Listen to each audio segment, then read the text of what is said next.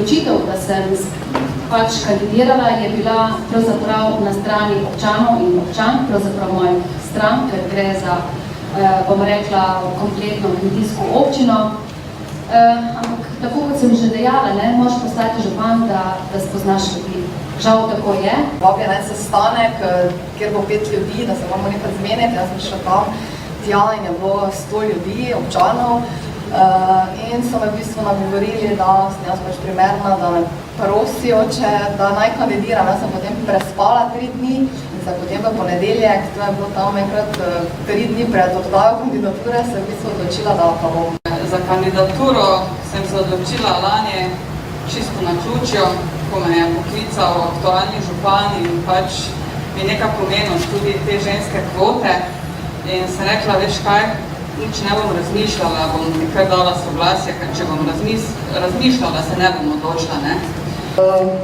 Zakaj sem se odločila za politiko? Nekako sem se odločila, da morda pa lahko znotraj politike najdem načine, da uresničim določene spremembe v lokalnem okolju.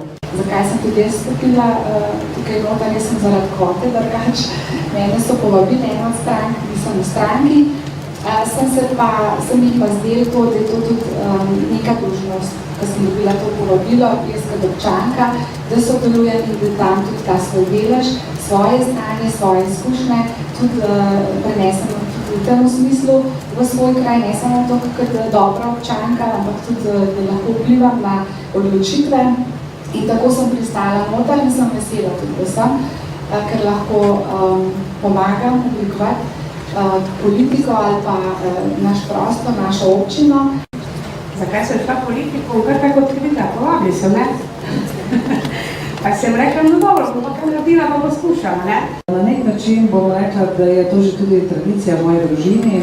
Moj oče je vse skozi deloval kot politični mož v občini, tako da je to že v naši družini neka tradicija, da je to pač potrebno.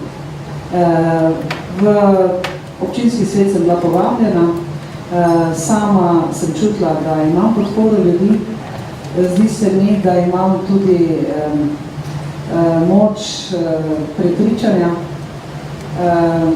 Sama si tudi v bistvu želim, da bi svoje znanje, ki ga imam, predvsem iz področja kulture, nekaj vnesla, torej tudi v naš kraj. Jaz sem dobila nekakšno pobudo iz okolja.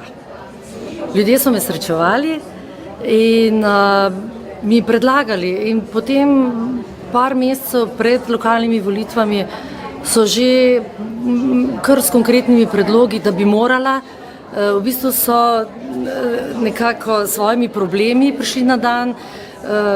Nikoli prej jih nisem videla, isti ljudje, ki sem jih poznala popolnoma drugače, so se zdaj predstavili v čisto drugi luči. In na hitro sem se odločila. Gremo, akcija. Torej, bila sem mogoče včasih tudi mediator, bi lahko rekli, med upravnim delom in posameznikom. Tako da so potem ti posamezniki rekli, da jaz stopi, no tako županja bi celo raben v Postojni, da bi hitro reševala zadeve. Tako da sem se pol odločila, da naredim svojo listo. Takrat sem imela priložnost ugotavljati, kaj počnejo svetniki na seji občinskega sveta.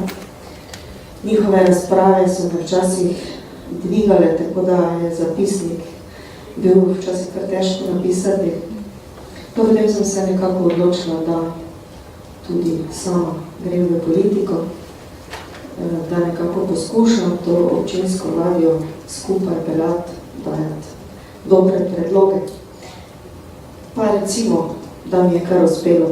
V prvi vrsti moj namen ni bil najprej zavestno se vključevati, mislim, v politiko, ampak potem, ko sem se srečevala z občani, sem spoznala, da pač v meni vidijo nekoga, ki bi pa kaj lahko naredil v naši občini, in so tudi glasovali za mene.